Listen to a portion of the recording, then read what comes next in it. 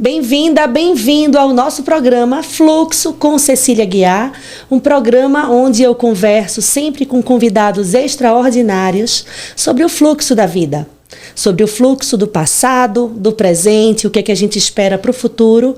E, claro, a gente fala sobre odontologia, mas a gente vai muito além.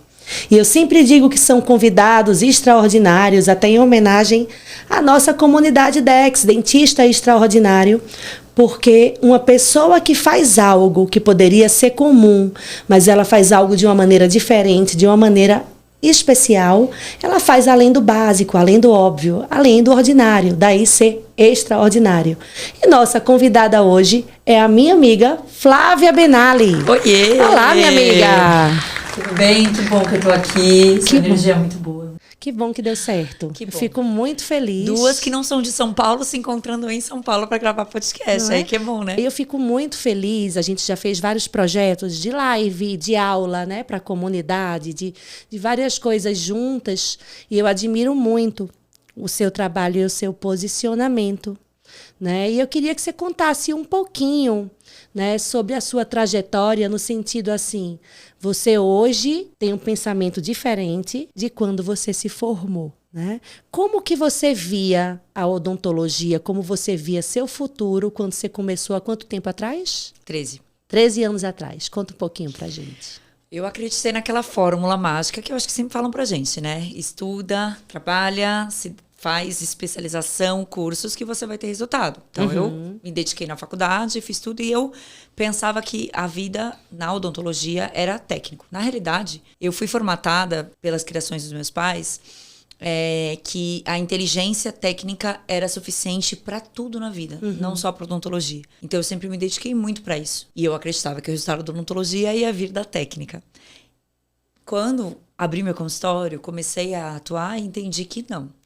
A técnica é essencial, eu falo que ela é a base, mas hoje, e há alguns anos já, eu entendo que a gente precisa unir a técnica com a mentalidade de empresa, com a mentalidade de negócios, pensando fora do mocho, não só como dentista, e sim como vida, como dinheiro, como relacionamento entre pessoas, porque no final das contas a gente lida com o paciente e não tem nada a ver sobre o tratamento. É sobre lidar com o ser humano. Então, a técnica é uma coisa e a parte não técnica, aquela fora do mocho, é outra parte. E as duas são tão importantes e interdependentes. Então, hoje, esse é meu pensamento, que mudou muito, né? Porque antes era só... Para mim, era ter mestrado, doutorado e 3 especializações que a vida ia estar feita. Era suficiente.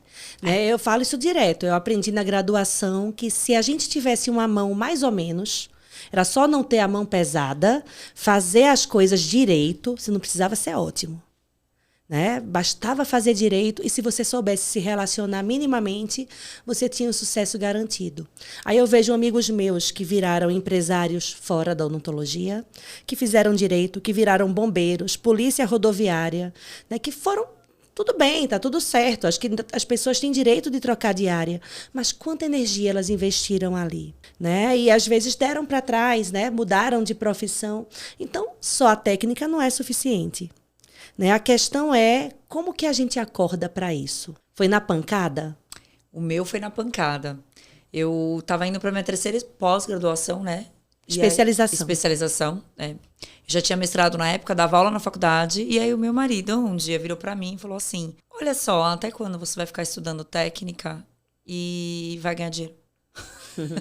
Assim, como um bom dia de manhã. Aí eu falei, nossa, obrigada, né? Fiquei bem brava na hora, porque ainda tinha aquela cabeça formatada para inteligência técnica. Ele é dentista? Não, ele é educador físico. Mas ele sempre teve essa visão diferenciada sobre a profissão. Ele sempre valorizou vários tipos de inteligência, ele me ensinou isso. Então, só que como eu só valorizava a técnica, eu não tinha inteligência relacional, eu não entendia inteligência emocional, eu não entendia inteligência financeira. Então, me faltava isso no meu repertório. E aí ele me deu esse cutucão, né? Deu aquela indireta, direta. E aí onde eu falei, opa, realmente, por que eu tô há 5 anos buscando sempre os mesmos caminhos? Se eu não tô tendo o resultado que eu quero, talvez eu tenha que trocar o meu caminho.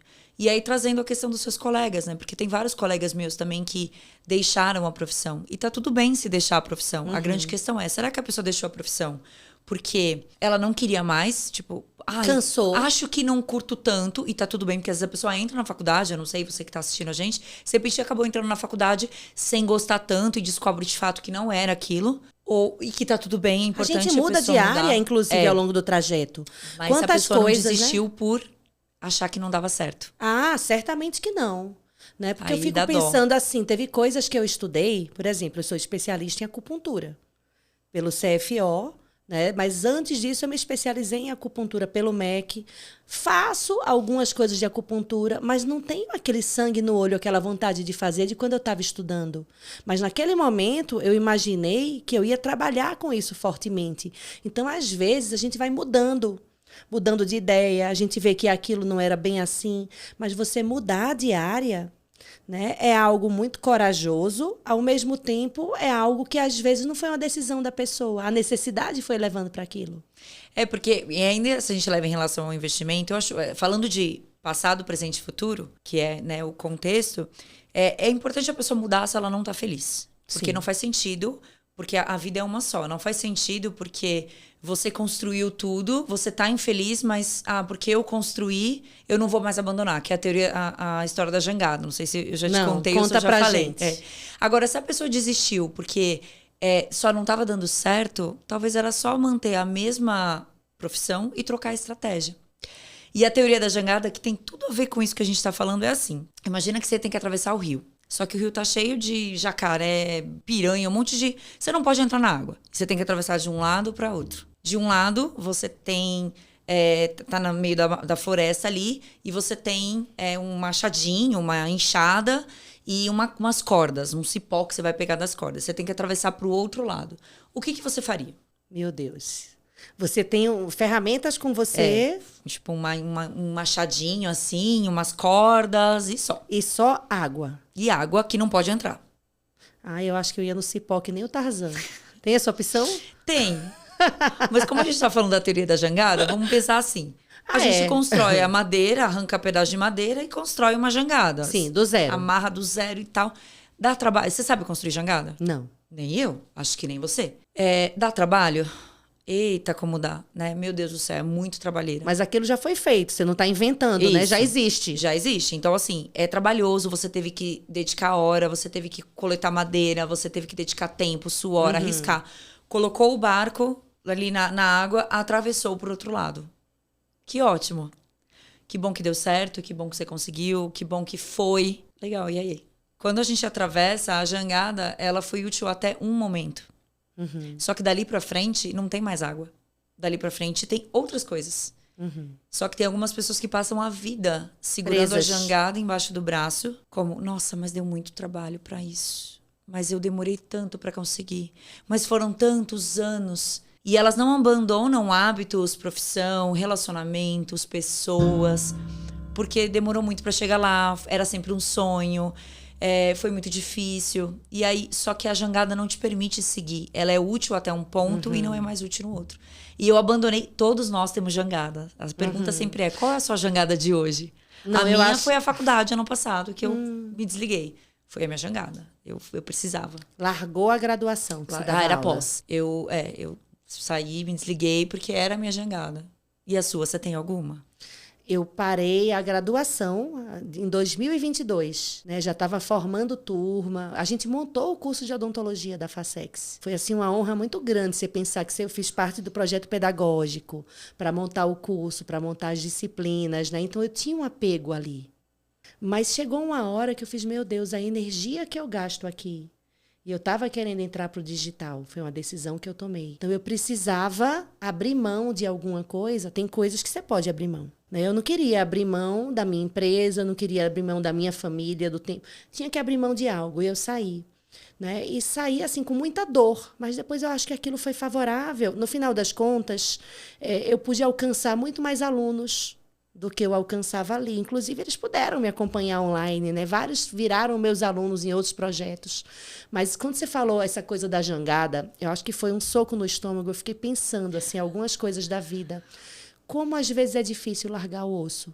Difícil mesmo, sabe? De você, às vezes, ter um consultório num lugar específico e ali não tem mais possibilidade de crescer. Aí você faz, nossa, mas aqui a reforma eu estava aqui. O primeiro chão, quem lavou fui eu. Sabe a coisa da história? É um apego à jangada, porque deu muito trabalho, porque fui eu que construí, porque foi isso que a família quis pra mim. Porque às vezes também a jangada é carregada de... É uma herança. Heranças familiares, crenças familiares. E aí você vai largar tudo, vai largar a jangada, te chamam de doido, de maluco, como assim? E aí aquele pessoa, e se eu precisar lá na frente de novo? Só que se você já construiu uma, você vai aprender a construir outra. E lá na frente, talvez seja ainda uma melhor.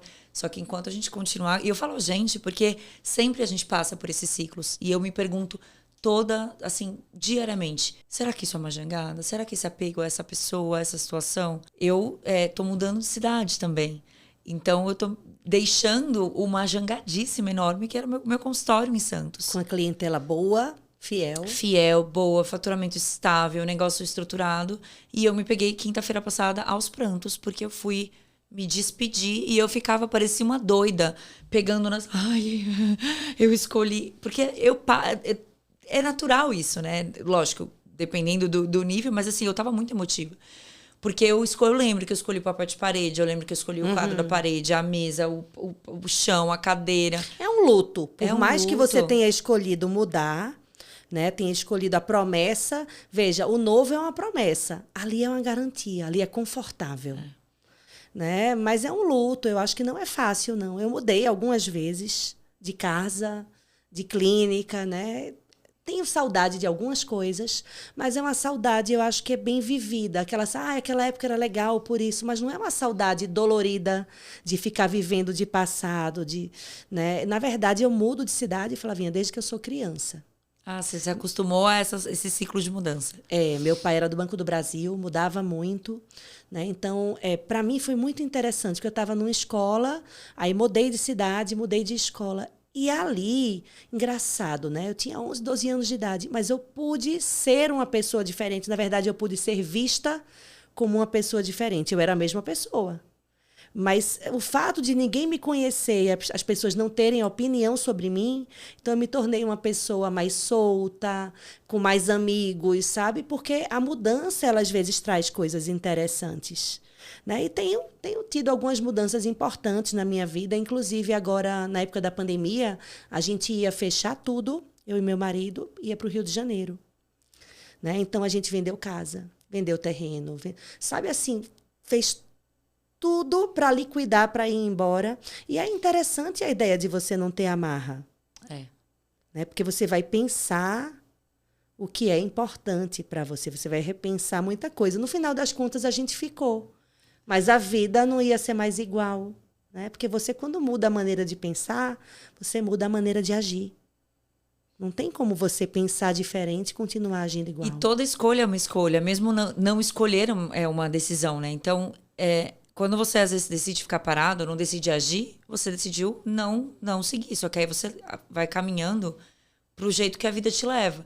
E é muito triste. Eu falo que eu prefiro me arrepender por ter abandonado uma jangada para ter que construir outra, do que me arrepender do tempo que eu fiquei presa a uma sem poder andar para frente. E você já decidiu o que você vai fazer? Ainda não. Não. Ainda tô pensando se eu construo outra, se eu vou... Ainda tô a gente tá indo para outra cidade, né? Então já tô estudando ali mercado, vendo espaço de consultório, para começar literalmente do zero. A única diferença é que não é do zero, porque o conhecimento a gente leva com a gente, né? Com certeza. Então, conhecimento, vários relacionamentos. E porque também você tem outras formas de atuação. Né? O dentista, eu acho que é uma coisa interessante de a gente conversar aqui. O dentista, muitas vezes, ele pensa que ele só pode atuar como clínico. E que ele só pode ter renda como clínico. Se ele vai ter uma renda adicional, é porque ele vai investir em imóveis, porque ele vai investir, sei lá, na bolsa de valores. Mas ele não consegue encarar a profissão dele por outro lado. Quando consegue, ele pensa como professor. Né? Não, eu posso ser clínico e eu vou ser professor. Mas você acordou para essa realidade de você ter... não colocar todos os ovos na mesma bandejinha, na mesma cesta, né? Até com pouco tempo, porque 13 anos de formada é uma boa bagagem, mas muita gente ainda não não tem essa coisa construída de atuar com áreas diferentes. Como que foi isso? Como é que você decidiu ser mentora de dentistas, ser consultora, né? Você sair um pouquinho desse óbvio do curso de pós-graduação e do consultório. Eu sempre tive muita... Eu não sei te explicar por quê, tá? Talvez pela criação, crenças de família. Eu sempre queria ter liberdade financeira, o que eu acho que todos querem, né? Ninguém quer ficar preso no consultório. Então, eu queria ter liberdade financeira de poder atender, exercer minha profissão e ter dinheiro. Eu queria ter liberdade de tempo, porque eu vi isso muito no meu pai. Meu pai sempre teve muita tranquilidade de horários no trabalho. Então, eu admirava muito isso nele. Ele nunca... Teu pai trabalha com o quê? Meu pai era fiscal da Receita. Então, ele não era CLT. Ele apesar de ser funcionário público, né? O que também tem as limitações, ele tinha flexibilidade de horário. Então, eu lembro que ele ia me buscar na escola, ele me levava pra escola. Então, ele tinha liberdade sem ter um ponto pra cumprir. Então, eu admirava isso já. E eu comecei a gostar da liberdade geográfica. Que é poder estar onde eu quiser, quando eu quiser. Só que isso, quando eu olhei pro consultório... E eu vi que o consultório não poderia me possibilitar isso sempre, do jeito que eu fazia no passado. Eu falei, tá, eu preciso mudar isso. Porque não adianta eu ter dinheiro e não ter tempo. Não adianta eu ter tempo e não ter dinheiro. E não adianta eu ter tempo e dinheiro e não poder sair, porque se eu largar minha empresa, ela para de funcionar. Porque é centrada em você. Exatamente, era 100% em mim. Falei, eu preciso começar a mudar esse modelo de negócio que eu construí. E aí surgiram algumas ideias. O online foi uma delas como uma forma de ter um segundo braço, vamos colocar assim. Então, eu tinha o braço faculdade, tinha o braço consultório. Eu falei, tá, eu quero um terceiro braço, que o online possibilita você ter liberdade geográfica. E aí foi onde eu comecei a falar com pacientes na internet inicialmente, isso há 9 anos atrás, 8 anos atrás, onde eu comecei a falar com paciente, para captar paciente, para me posicionar. Isso começou a me trazer visibilidade no consultório, começou a aumentar faturamento, aquela coisa toda. E na pandemia foi onde, eu imagino que isso deva acontecer com você começa a responder pergunta. Inclusive, para você que está ouvindo a gente, às vezes o dinheiro que às vezes você ainda não tem, está nas perguntas que você escuta e você pode responder, que é o exemplo que você ensina também, a saliva. Quanto a gente poderia ganhar no nosso consultório sabendo esse conteúdo que os pacientes perguntam e você muitas vezes ainda não sabe. Então, eu notei na pandemia muitos colegas perguntando, Flá, como que você faz isso? Mas e tal coisa? E tal coisa? Eu falei, opa, onde tem dúvida... Oportunidade. Tem oportunidade. Oportunidade é dinheiro, porque o dinheiro mora no problema, né? O dinheiro está no problema. Então, eu falei, vou começar a ensinar dentistas. E aí foi onde cresceu esse braço online. Aí eu parei de pivotar para pacientes e fiquei com... Nas redes sociais. Na rede social, isso. Mudou a sua comunicação. A comunicação. Inclusive. O consultório continuou da forma como ele estava. Claro que eu trabalhando também a questão geográfica dele depender menos da minha atuação. Do meu tempo sentada no mocho. Que aí eu conseguia ter a tríade que, para mim, é o que mais me deixa satisfeito. Porque não tem certo ou errado, né, Ceci? Eu acho que é o que a pessoa quer, o que a pessoa gosta. Atrelada à jangada. A pessoa tá feliz? Tá. Segue. A pessoa não tá feliz? Peraí, será que eu preciso mudar de caminho? Não necessariamente mudar de profissão, mas mudar de caminho, às vezes. Não tá eu pensei em mudar de profissão. Ah, Antes da pandemia, pensei. O que Me você deu ia uma fazer? revolta. Eu pensei em fazer medicina. E eu não sou uma médica frustrada. Isso é o mais interessante. Mas começou a me dar uma revolta no seguinte sentido. De eu olhar para o meu marido e dizer, amor, se eu tivesse estudado metade do que eu estudei e fosse médica, eu estava ganhando o dobro. Se eu tivesse estudado metade, eu estava ganhando o dobro. Porque, assim, a odontologia ela ainda não é valorizada como ela deveria ser. A gente tem muitas objeções para quebrar, muita ignorância, né?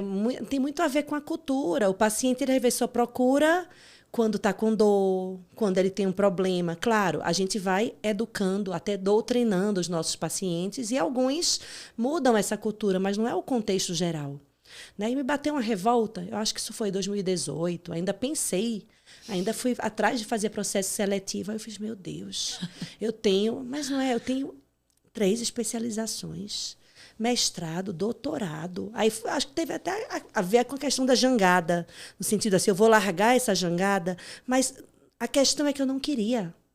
Não é porque eu tinha cansado. Teve coisas que eu cansei e que eu parei de fazer porque eu cansei. Por exemplo, prótese fixa. Eu fazia muita reabilitação, muita. Tem pacientes que eu atendo hoje que têm coroas que eu fiz em 2008, 2009, estão lá na boca deles. Na época, metalocerâmica até, que a gente fazia, né, com metal. Como os maias e os incas. Com moldagem, scan, nossa senhora, com casquete, com, sabe, Duralei para moldar pino. Então, assim, e fazia muito bem, porque senão não estava durando hoje, em 2026. Sim. A reabilitação indo para 20 anos naquela boca. Né? Só que não é porque eu cansei daquilo. No dia que a funcionária dizia assim, doutora, a senhora hoje tem seu João, sei lá, vou moldar 12 preparos. Gente, dava dor de barriga. Comecei a ficar mal. Eu fiz, espera aí, eu vou me maltratar por quê? Porque eu tenho outras maneiras. Minha mãe surtou quando eu falei que ia parar de fazer reabilitação. Minha filha, é isso que dá dinheiro. Você já ouviu algo assim, né? Eita, demais, demais. E aí eu fui fazer conta, isso é uma coisa interessante. Aí eu peguei uma planilha, sempre gostei de Excel. Aí eu peguei uma planilha e vi quantas horas eu gastava para entregar aquela reabilitação, quanto eu pagava de material, quanto eu pagava de laboratório, de nota fiscal, e quanto sobrava efetivamente por hora. Uma conta simples. Quanto sobrava por hora daquele procedimento? Sei lá, R$400. E se eu fizesse uma profilaxia, cobrando 600 naquela hora, quanto sobrava? Os mesmos 400. E tem um fator importante ali, né? Que além da hora chama estresse, né? Sim, com outra coisa, sem essa coisa da garantia, que não existe garantia. Mas quando você faz uma coroa que tem uma lasca, doutora, mas só tem 6 meses, cadê a garantia? Você fez uma profilaxia, na semana seguinte a pessoa toca a boca imunda. Ai, cadê a garantia? Você não fez sua parte, né? Então eu fiz assim, peraí. Aí eu queria ser mãe, né? Sabia que ia ser difícil em alguns momentos eu poder priorizar, dar uma assistência maior para o meu filho, porque reabilitação você gasta muito tempo ali dentro. Né? E foi a melhor coisa que eu fiz na minha vida, porque eu tive tempo para poder pensar. Porque quando a pessoa não tem tempo para pensar em nada, que ela está a 1000 por hora, você não tem capacidade de inovar, de pensar por outros caminhos, né? Então, voltando para a história de largar a odontologia, eu vi que eu não estava chateada com a odontologia. Pelo contrário, eu sou apaixonada pela minha profissão. Você é apaixonada pela odontologia. Eu estava cansada de não ser valorizada como eu achava que merecia. E aí caiu uma ficha. Eu entendi que boa parte da culpa era minha. Eu ia te perguntar isso. A culpa era minha. Aliás, a culpa é sempre da pessoa. Culpa é uma palavra pesada. Vamos falar de responsabilidade?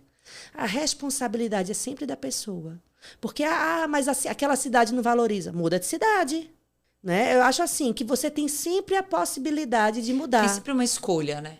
Aí, às vezes, a gente fica no papel de vítima. Aí eu fiz, espera aí. Vou ficar nesse papel de vítima porque eu tenho especialização, porque eu tenho mestrado, porque eu tenho doutorado. Para os meus pacientes, isso é secundário. Eles não estão, ninguém nunca me perguntou se eu tinha mestrado, se eu tinha doutorado. Eu fiz porque eu queria, por uma vaidade minha, por uma necessidade de mercado, por ter sido doutrinada que aquilo era o certo. Mas para aqueles pacientes aquilo era secundário, né? E eu ia ficar nesse papel de vítima, né? Isso é uma coisa bem interessante, porque você como consultora, como mentora, normalmente quem chega para você é uma pessoa que ama a profissão, mas que não está satisfeita e ela acredita que você é a solução dos problemas dela. Só que quem vai ter que resolver os problemas dela é ela. Eu sempre falo que uma frase que eu uso muito é: dos meus 50%, conte com 200. Inclusive no consultório eu falo isso. Os seus 50, eles são os seus. Porque é 50-50. Inclusive na manutenção de tratamento eu falo. Então, a minha parte, você pode contar com 200%. A sua, ela é inteiramente sua. E é curioso isso que você falou sobre a medicina e a odonto, porque às vezes a gente não precisa trocar o quê. Você não precisa trocar a profissão. O como. Você troca o como. O como você está fazendo aquilo que você faz. A não ser que, de fato, a odontologia não faça sentido nenhum. Sei lá, nunca quis, acabei caindo lá e aí eu apoio a pessoa a fazer outra coisa. Foi o que deu para entrar, né? Mas essa comparação que muitos acabam fazendo com outras profissões, eu gosto de trazer para a simbologia de que a desvalorização é da própria pessoa. É ela que está se colocando nesse patamar de comparação E ela automaticamente, e eu já passei por isso também, tá? De ficar comparando, nossa, mas eu gastei tanto para tanto, eu tenho muito mais custo, e por que que a minha hora é menos valorizada? E eu entendia que, na realidade, a valorização começava em mim. Eu tinha muitas crenças de capacidade, eu sempre achava que eu não conseguia entregar um bom tratamento para o meu paciente, mesmo sabendo entregar. Eu tinha medo. Eu achava que eu não merecia cobrar aquilo. Eu achava que sempre estava me faltando algo técnico para cobrar mais caro. Então, no final das contas, não é sobre o odonto, sobre a medicina, sobre fisioterapia ou qualquer outra profissão. É simplesmente como a pessoa enxerga, como ela se enxerga. E é claro que, socialmente, e aí a gente precisa ser bem, talvez, maduro para entender que o dentista é um papel fundamental na sociedade, assim como várias profissões. Na verdade, todas. Só que se a gente analisar a profissão médica, ela tem um grau, sim, de relevância social há muitos anos. Então, inconscientemente na cabeça das pessoas, quem salva vidas? É o médico. Então, é natural que socialmente isso traga uma posição de autoridade. É a mesma coisa você falar que você tem doutorado. As pessoas já automaticamente te colocam numa posição de autoridade. Então, isso inconscientemente na sociedade é comum. Inclusive, mesmo que eu também nunca quis fazer medicina, nunca me imaginei, sempre quis ser dentista desde pequenininha. Desde meus 3 anos eu lembro de eu falando que eu queria ser dentista. Eu já me coloquei nessa posição de comparação. Mas porque lá no fundinho, lá bem assim, sabe? Era eu que me desvalorizava em relação à minha própria profissão. Tinha vergonha de vender? De falar preço. Eu achava que eu estava cobrando demais. Eu achava que eu não ia... A minha principal crença, Ceci, era assim. Se eu cobrar mais caro, eu vou ter que entregar mais. E eu não sou essa pessoa. Eu acho que eu não estou à altura. Como se... Por isso que você fazia tantos cursos. É. A corrida de camundongo. Porque eu achava que era sempre uma técnica que estava faltando, mas na realidade era capacidade, era a crença de capacidade. Então a minha cabeça ficava, se eu cobrar mais caro daquela pessoa, eu vou ter que entregar mais. Como se uma coisa tivesse, uma coisa não tem nada a ver com a outra. O preço é apenas um balizador de mercado, só isso. E eu achava que, não, então eu não vou cobrar tanto, porque aí... Mas eu já entregava bons tratamentos. Era que eu não conseguia aceitar isso. E aí eu ficava cobrando mais barato, automaticamente eu fazia essas comparações. Nunca era sobre o paciente. Nunca era sobre... E aí a gente tem o agravante de que socialmente o médico, sim, ele tem uma posição de destaque. A gente precisa ser maduro para entender que tá tudo bem. Faz parte do processo. Só que não significa que eles ganhem mais que a gente. Não, é muito relativo, porque você vai ter médicos que ganham super bem e tem outros que estão ali ralando, sofrendo para ter o mínimo, para ter o básico. Eles estão vendo pelo faturamento, né? Só que você tem que ver em termos de estresse e hora, que é a mesma coisa da coroa. Às vezes na profilaxia você tá ganhando menos, só que você tem menos estresse, você chega mais cedo em casa, você tem mais tempo para os seus filhos. E numa coisa muito mais tranquila. Não tô falando sobre ser certo ou errado. A questão é, quando você analisa, às vezes, o salário do médico, você tá colocando na ponta do lápis, não você... os plantões que ele tá dando. A quantidade de risco que ele corre todos os dias. Porque num plantão, ele corre muito mais risco do que a gente no nosso consultório, majoritariamente no dia a dia, vamos colocar assim. Tudo bem, corre risco de ter um paciente passando mal no seu consultório? Sim, mas o paciente não vai chegar infartando no seu consultório e falar, doutora, me ajuda. Então, o nível de estresse que a pessoa passa é muito maior. Então, se a gente coloca na ponta do lápis em termos de hora, eu sempre falo isso pro recém-formado, quando às vezes vem recém-formado, mas porque meu amigo se formou médico e ele ganha mais do que eu. Eu falo, você faz plantão de 36 horas? Quando você fizer, você vai ver que talvez você esteja com a mesma... A diferença é que você trabalha menos tempo. Não, e tem dentistas que ganham mais do que muitos médicos. E aí eu fico pensando, eu gosto muito de avaliar isso, o que é que diferencia uma pessoa da outra, né? Para ela conseguir caminhos diferentes. Não estou falando só de atuação, não.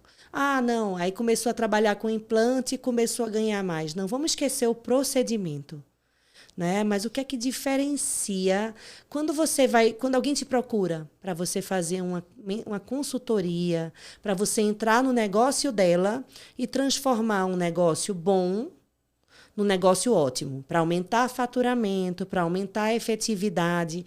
O que é que você enxerga dos teus mentorados que obtém resultados melhores mais rápido? Qual a diferença dele para aqueles outros que ficam dando murro em ponta de faca? Tá, consigo te responder de alguns prismas. O primeiro deles é saber o que quer.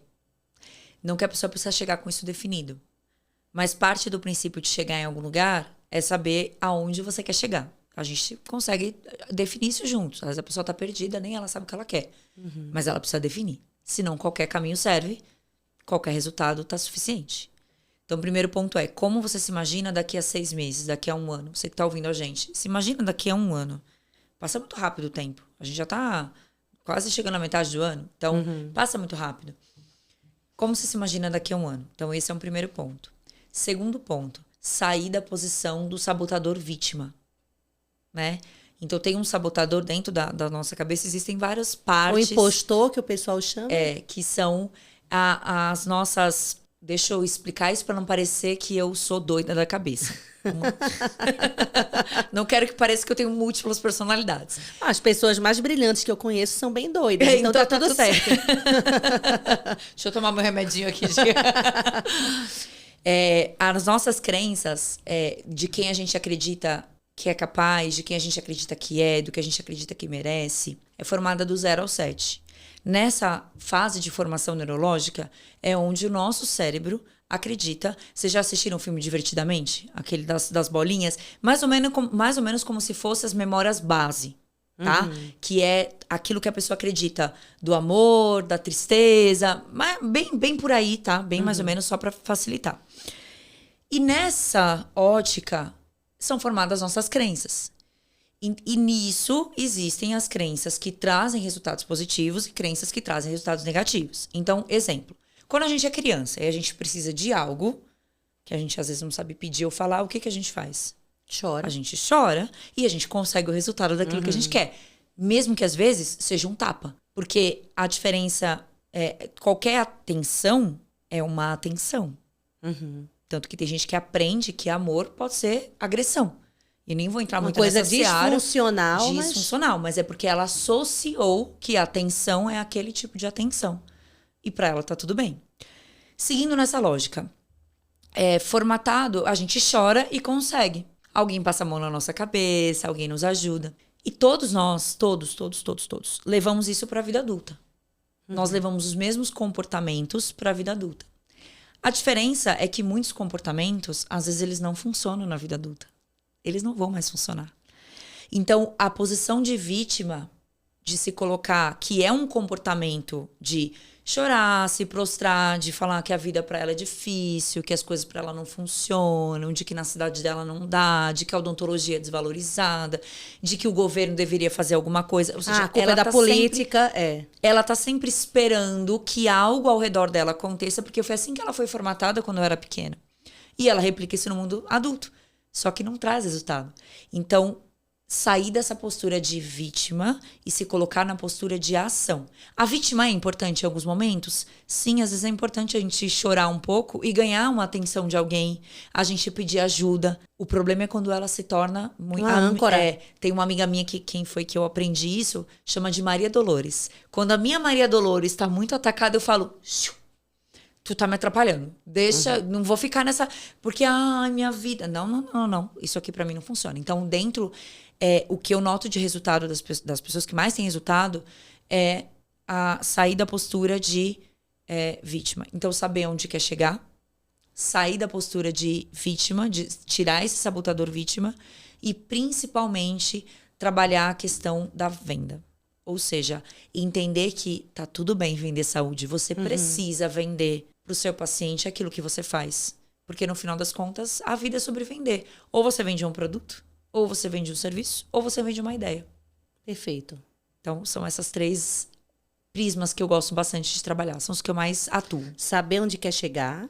Sair da posição de vítima e trabalhar, entender sobre vendas. Legal. Não a técnica de venda, se eu cobro tanto ou tanto. Aqui, ó. Tudo é uma venda. Entender que vender é ajudar e que você vai precisar vender. Vender não é insistir, não é forçar, não é empurrar nada pra ninguém.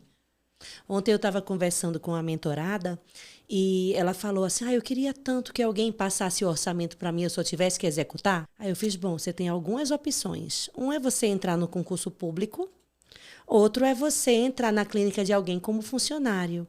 Ela fez, eu quero ser patroa. Eu digo, então tem um problema aí, tem algum descompasso. Né? Mas é verdade, tem algum descompasso. Deixa eu te falar a verdade, né? Deixa eu te contar. Eu conto ou você outro Ela conta? quer comer o brigadeiro e não engordar, né? Ah, eu também quero. Eu também, mas infelizmente não tem como. Mas né? É uma coisa que às vezes é duro. O óbvio tem que ser dito. E algumas verdades são duras, né? E a gente é criado, dentro da profissão da gente, que falar de venda é algo errado. É algo ruim, né? Parece que você é mercenário. Quando alguém fala muito abertamente sobre isso, choca. Falar de preço. E aí você está escrevendo um livro sobre precificação. Como é que é isso? Como é que foi esse processo? Foi através precificação numérica mesmo, não a precificação de valor. Sim. Essa veio depois. Preço mínimo. Preço mínimo, tá? Preço etiqueta, ok? Isso aqui tem um custo, eu comecei por isso.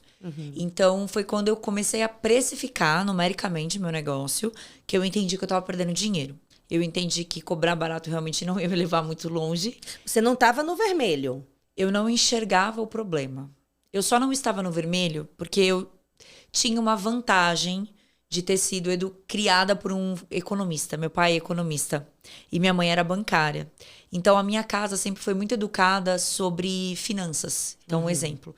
Meu pai, eu lembro que meus pais, eles me deram um cofrinho de coração, assim. Aqueles que você punha... Hoje nem deve ter mais, né? Porque não tem mais moeda, não tem quase... Hoje tem que ser o Pix cofrinho. E eles me davam, com 3, 4 anos, assim, eles me davam lá um dinheiro por mês. Eu não faço ideia de quanto era. Mas eu lembro que eu contava e colocava no cofrinho. Pai, eu quero isso. Aí ele falava, esse é com o seu dinheiro. Quantas moedas eu preciso para comprar isso, pai? Aí ele falava, tantas moedas. E eu ia contar as moedas e eu entendia se isso aqui realmente valia a pena ou não. E eu me lembro várias vezes de falando, não quero tanto essa... Eu era fanática por Barbie. Não quero tanto essa Barbie, eu já tenho uma parecida. Porque eu ia ficar sem dinheiro. Então, eles me educaram muito bem em relação à inteligência financeira, pelo menos um pouco, tá? Eu não entendia de gestão, negócios, não. Mas eu sabia que eu não podia gastar tudo que eu tinha. Prioridades. Então, eu só não estava no vermelho, porque eu sempre fui uma pessoa com consciência financeira. Isso não significa que eu estava bem financeiramente. Tudo bem com a diferença? Total. Tá? Então, eu ganhava dinheiro, eu tinha uma reserva, mas não era o dinheiro suficiente que eu queria. Isso era um problema. E aí foi quando eu comecei a precificar que eu falei, poxa, não dá para eu continuar fazendo isso que eu tô fazendo. Não dá para eu conseguir manter esse preço. Eu vou ficar a vida inteira assim, empatando, pagando boleto. E eu não sou banco para pagar boleto. Eu estudei, eu quero ganhar dinheiro, eu quero levar dinheiro para minha casa, eu quero poder viajar com a minha família. Eu não estudei tantos anos para isso. E aí eu comecei a estruturar o meu preço, numérico mesmo. Como é que soma uma coisa com a outra, onde é que coloca o preço, e entendi qual era o preço da minha hora. Isso me trouxe duas coisas, clareza e segurança. Do tipo, tudo bem, eu entendi que meu preço é esse, menos do que isso eu não posso cobrar. Aí eu entrei na precificação de valor, que aí eu comecei a trabalhar a minha imagem e a minha mentalidade para que esse novo preço estivesse adequado à nova postura. Porque o problema quando essa balança está invertida é que às vezes a pessoa quer cobrar um preço, mas a imagem dela não está ajustada para aquele preço. E a outra não vai querer pagar. E aí a outra pessoa não vai querer pagar. E às vezes não é nem sobre como ela é vista, é como ela se enxerga. O que no final das contas dá no mesmo, porque a forma que você se enxerga é a forma como você é vista. Porque se eu acredito que eu sou assim, eu vou me comunicar, uma característica X, eu vou me comunicar desta forma. Então, no final das contas, acaba que o mundo é reflexo daquilo que a gente acredita que a gente é capaz, daquilo que a gente acredita que é. Então, eu comecei a trabalhar a minha mentalidade em relação a isso para que eu conseguisse me enxergar nesse novo valor. Quer ver um exemplo? Eu sempre digo que o teto financeiro de alguém é o teto que a mente dela acredita, que ela consegue ou merece ganhar. E isso vem tanto em familiar, às vezes vem arrastado crenças financeiras familiares, de que rico é desonesto, de que ganhar dinheiro é errado, de que se você ganha dinheiro fácil, o dinheiro fácil vai fácil, entre outras crenças em relação a isso. De que se eu ficar rico, eu vou me afastar da minha família. várias crenças em relação a isso. E a pessoa também tem um teto. Então, a autoimagem dela de percepção de valor diz o quanto ela merece ou vai ganhar. Então, ou é uma pessoa que vai ter um teto e vai esbarrar ali e vai voltar, ou ela chega e gasta tudo. Uhum.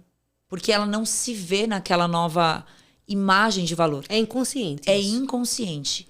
Então, eu comecei a trabalhar a precificação de valor, que é onde eu trabalhei a minha mentalidade e a forma como eu comunicava aquilo para os pacientes, para que eles pudessem pagar esse novo preço e eu soubesse aceitar esse preço também. Eu estava conversando isso essa semana, que é assim. Quando eu atendia uma pessoa muito simples, vou dar um exemplo. Eu atendia uma costureira. E ela ia fazer um tratamento, sei lá, que eram 10 salários mínimos. E que para ela, que era costureira, era um dinheiro. Não era uma costureira de alta costura, uma costureira de fazer bainha. Né? Então, ela ia ter que ralar muito. Aí, gente, aí eu pegava, olhava, fazia conta para baixar o preço, porque, afinal de contas, tadinha, ela merecia. E aí eu fiquei pensando assim, meu Deus, quando eu vou num restaurante, um restaurante qualquer, né? Um restaurante simples ou um restaurante chique, isso não vem ao caso. O preço muda do que está sendo vendido no cardápio conforme a profissão do cliente. Porque se tem alguém ali sentado numa mesa que está comemorando bodas de prata e que aquela pessoa é uma pessoa que ganha muito dinheiro e na mesa do lado tem uma costureira, o preço da Coca-Cola é o mesmo. Né? Então, algumas fichas foram caindo porque parece que o preço que a gente cobra tem a ver com isso, né? Tem a ver com o que o outro pode. E não é por aí, porque normalmente a principal objeção não é financeira. Aí, voltando para a costureira.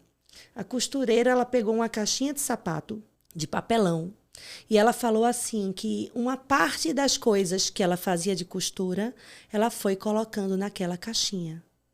E quando chegou naquele dinheiro, sei lá, 15 mil, que juntou os 15 mil que ela estava fazendo bolinho, de 500 em 500 e que ela fez lá aqueles 30 bolinhos, ela marcou a consulta para iniciar o tratamento, inclusive assim, será que a senhora consegue manter o valor? Porque já tem 6 meses.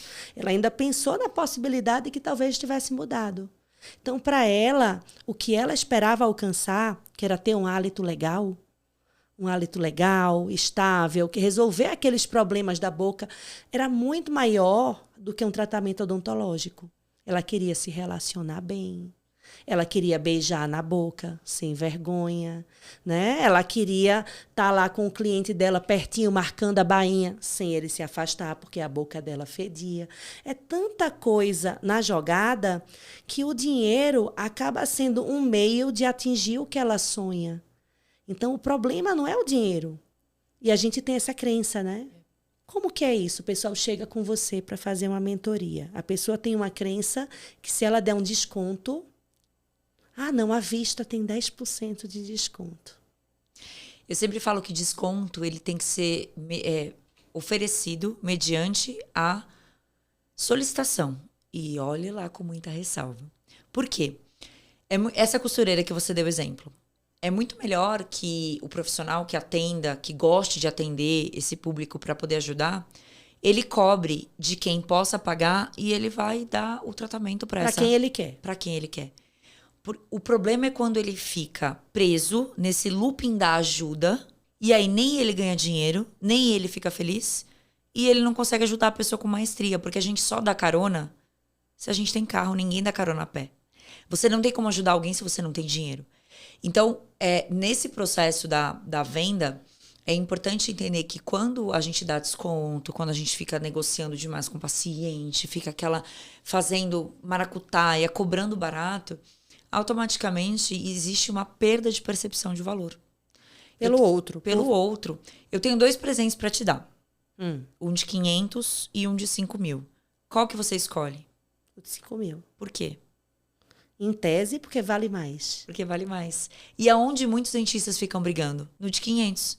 Cobrando 500, o outro 550, o outro 530, o outro 580. E aí tudo que está na mesma seara é comparável. Quando você cobra 3, 4, 5, 10 vezes mais e todo o teto, não existe um limite, tá? Você sai da seara da comparação. Então, quando o dentista se coloca numa postura de fazer descontinho, precinho, ele automaticamente desvaloriza. Porque você compraria uma Louis Vuitton por R$ 2.000? Eu ia achar que era falsificada. Tem alguma coisa errada, né? Ou foi roubada, ou é falsificada. Você ia desconfiar. Porque tá implícito que aquela marca tem um alto preço. E ela traz o valor da marca. Então, quando o dentista ele se coloca nessa postura de medo de vender, de ficar dando desconto, de ficar vendendo um tratamento por estágio, ele automaticamente se desvaloriza. Porque ele diz, ele está dizendo para o paciente inconscientemente que ele não acredita que é bom o suficiente, ou que ele é igual ao mercado. A pergunta é, você é igual ao mercado? Se você for, continua cobrando pela média mesmo. Se você não for, e eu imagino que você não seja, porque você está aqui ouvindo a gente, você tem que cobrar mais caro. Porque aí você já vai ser selecionado pelas pessoas que estão mais dispostas e que valorizam mais isso. Fala, mas meus clientes vão pagar? Tem sempre uma parte pessoa deles pronta. E aí você trabalha menos, ganha mais e consegue ajudar a costureira. Porque você vai ter dinheiro para ajudar essa pessoa, para doar, para fazer tratamentos gratuitos no seu consultório. A cada X época do ano. Como você quiser, né? E sabe o que é mais interessante? Exatamente. É que, no fim das contas, às vezes, essa pessoa mais simples, que a gente acha que precisa de ajuda, ela faz aquilo com tanto gosto. No final das contas, ela nem pediria. Eu, às vezes, vejo que as pessoas que pedem mais desconto são pessoas que têm mais dinheiro. Né? Que dá dá para você dividir em 10, todo mês eu vou depositando um pedacinho, a pessoa não quer nem se comprometer da parcela no cartão, tem que ser na confiança ainda. E aí eu vejo uma pessoa simples que faz vaquinha, que o vizinho dá um pedaço, um filho dá um pedaço e te paga em dinheiro. Não quer recibo, não quer nota, não quer... Tem direito, mas a pessoa nem quer. Não... Então, isso é uma coisa interessante de a gente pensar, né? De a gente trabalhar. E eu acho que é tão importante a gente falar sobre isso, porque é uma coisa que as pessoas têm vergonha de falar. É um assunto delicado. É porque tem muito pseudo rico também, né? A pessoa, ela tem... O dublê de rico. O dublê de rico, E aí ela parece que é rica, só que no final das contas ela não é. E normalmente essas são as que vão mais ratear, pechinchar ou reclamar do preço. Só que entenda que esse não é para ser seu cliente. Ele vai ser cliente de alguém. Que normalmente vai estar na mesma frequência que a dele. Então, a gente como profissional, se você quiser estar no lugar de diferenciação de fazer algo especial, de cobrar um valor diferente da concorrência, poder cobrar mais, né? De ter uma vida confortável também. A gente precisa entender que nem todo paciente é para a gente e que nem toda proposta que eu entregar vai ser aceita, que eu não tenho que ter uma aprovação de 100% dos tratamentos, né? Porque a gente não tem métrica. Em geral, quando eu digo a gente, o dentista, em geral, ele não tem métrica. Eu perguntei um dia desses para uma mentorada assim, quantos % das pessoas que vêm para a consulta de primeira vez, de saliva, de halitose, dessa área, quantos % fecham? Eu tenho um fechamento altíssimo, eu estou fechando 100% ou 90%. Tá cobrando barato. Aí eu olhei para ela, aí eu fiz assim, ou você não está medindo nada e você está dizendo na doida que está fechando 90%, porque um índice de fechamento desse, sinceramente, nem o stand, nem o quiosque da casquinha do McDonald's fecha 90% de quem aparece lá. Né? Ou você não está medindo porcaria nenhuma, ou você está cobrando barato. Porque não faz sentido. Você vai fechar 90%, né? Então, isso é uma coisa importante da gente conversar.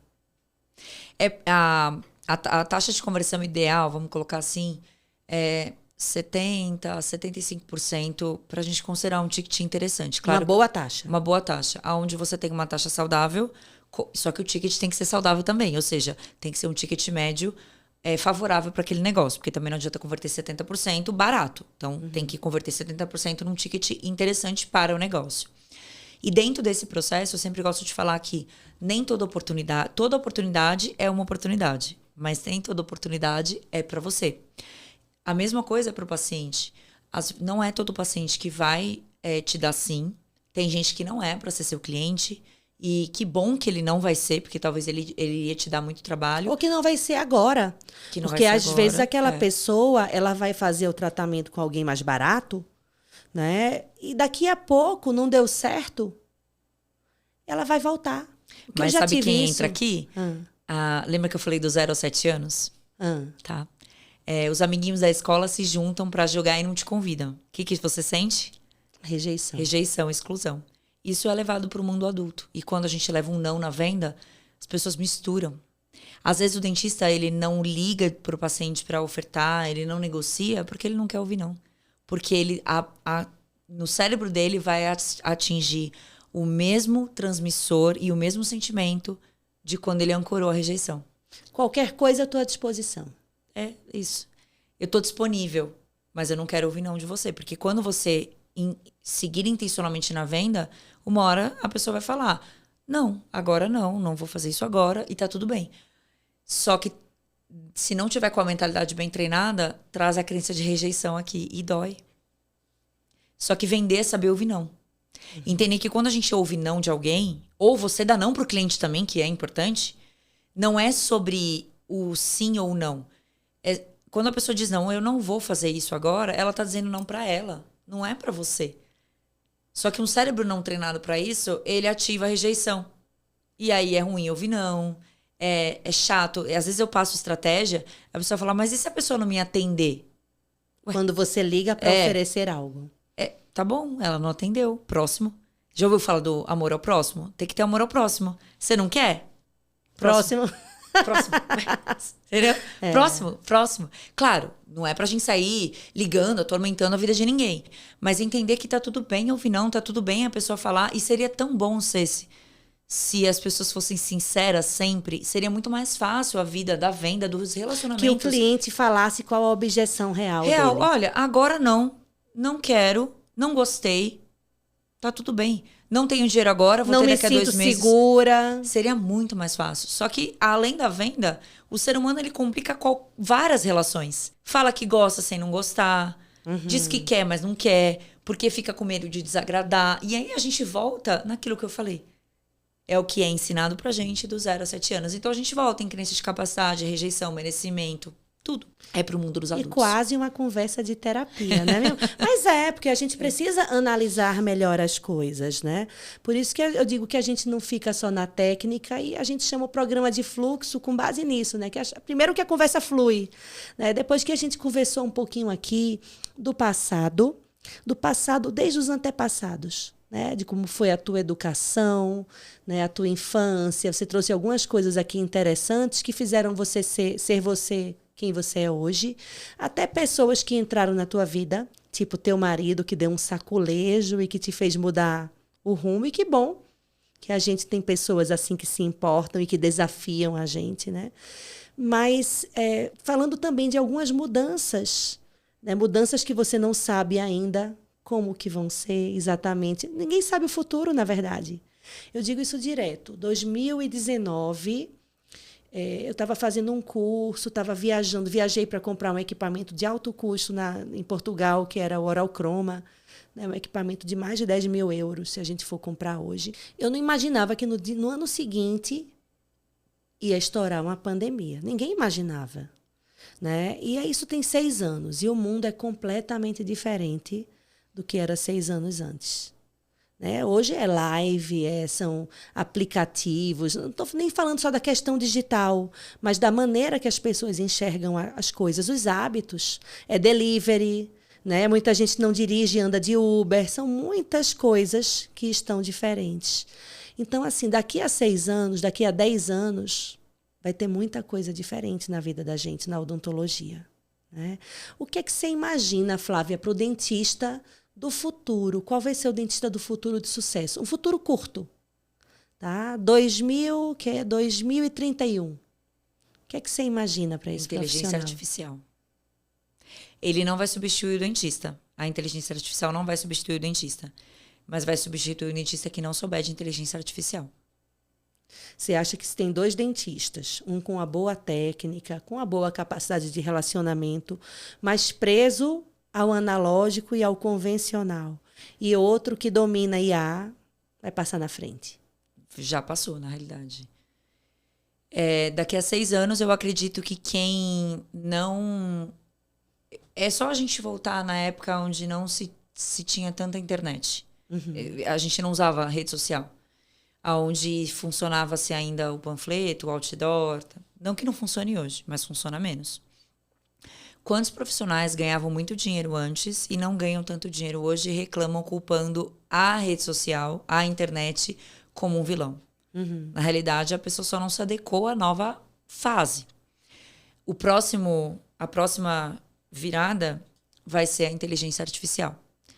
E já está, na realidade, mas o profissional que não se adaptar, ele vai estar reclamando daqui a 6 anos que a inteligência artificial veio, que hoje as pessoas valorizam só isso. Só o profissional que está lá fazendo dancinha, que fala, fazendo dancinha na internet.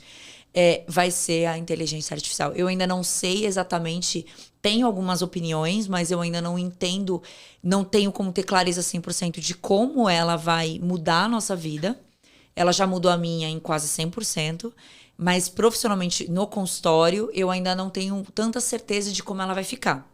Mas que ela vai trazer muita diferença, vai. Equipe, estrutura, venda, pós-venda. Vai ter muita diferença. É só ver a velocidade. Já viu uma entrevista do Bill Gates com... Não lembro que programa de televisão agora, que o Bill Gates está falando sobre a internet e o repórter está tirando o sarro dele? Como se ele estivesse devaneando. Como se ele estivesse devaneando. E hoje a gente vê que ele acertou em tudo que ele disse. Porque, de fato, o mundo hoje a gente não consegue imaginar. Isso não tem tanto tempo. Isso acho que foi em 1992, dessa entrevista, 94. Não tem muito tempo.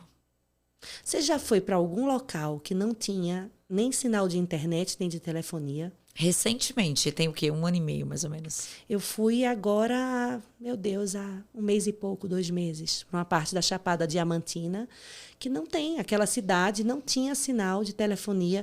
Aliás, quando você queria falar com alguém, você tinha que procurar um Wi-Fi, a rádio, e naquele local, mas na cidade também não tinha Wi-Fi.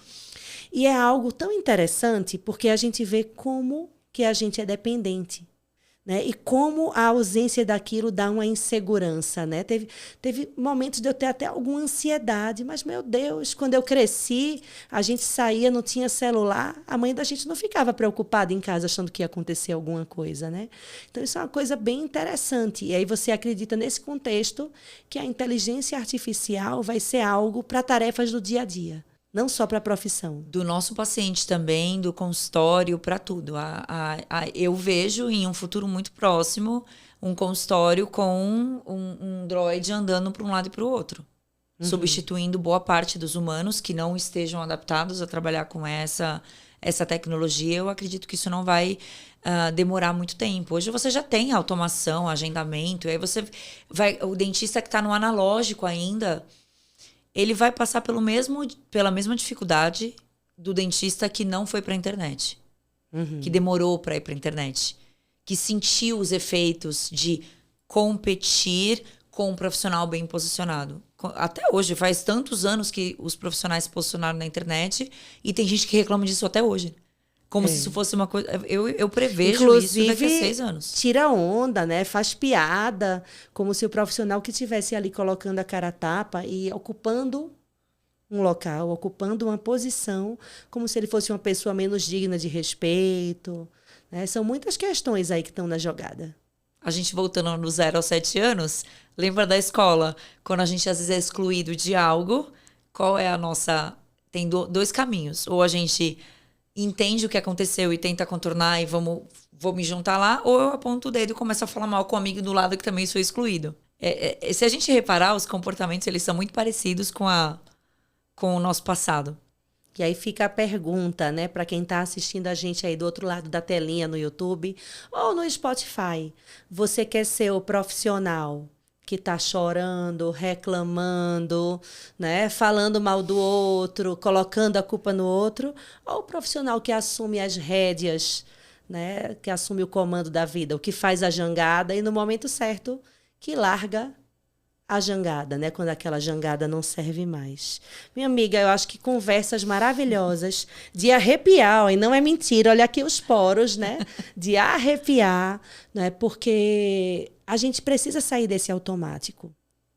né? Então, acredito que essa conversa vai poder ajudar muita gente. Foi um prazer imenso, né? Vou deixar você com as palavras finais, se você quiser se despedir, deixar um conselho, uma orientação, uma reflexão para o pessoal. Eu agradeço pelo convite, é sempre muito bom a sua energia. Conversar, eu falo que conversar com gente do bem é muito gostoso. E para você que está ouvindo a gente, eu falei bastante sobre a questão da mente, da mentalidade em relação a isso. E se eu te toquei de alguma forma, né? Se alguma coisa que eu falei fez sentido, começa a agir, começa a mudar. O mundo, ele não vai parar, por mais triste que a sua história seja, por mais sofrida que tenha sido a sua vida. O mundo não para você se ajeitar. Ele não vai parar. Você tem que se adequar, trazer o seu passado, adequar para o seu presente, para projetar um futuro. Você precisa ter essa jornada. Enquanto você não sair desse papel e não procurar ativamente fazer alguma coisa que vai te trazer o resultado que você quer, você vai continuar preso, talvez, nessa jangada que pode ser que esteja te comandando. Então, meu convite, se de alguma forma eu te cutuquei, né, com a nossa conversa a gente gerou algum movimento, é que você dê aquele start para fazer alguma coisa diferente do que você faz hoje, para ter talvez o resultado que você tanto deseja e há tanto tempo sonha. Porque ele é possível, mas você precisa sair das atitudes que você tem hoje. Sair do comum, né? Sair do básico para se tornar extraordinário. Aproveito para deixar um convite final. 24 e 25 de agosto, a gente vai ter o evento, o DEX, Dentista Extraordinário Experience, onde a gente vai falar justamente sobre ferramentas, sobre questão de mentalidade, de comunicação, para o dentista sair do papel do comum e para o extraordinário. Um evento presencial aqui em São Paulo. Então, se você tiver qualquer dúvida, comenta aqui, chama a gente que a gente vai te contar mais. Tá? Continua acompanhando a cada 15 dias um episódio com um colega, com uma pessoa extraordinária. Comenta, compartilha, ajuda a gente a divulgar essa informação, porque eu tenho certeza que muitos dentistas podem se beneficiar de conversas como estas. No mais, se cuidem e até o próximo Fluxo.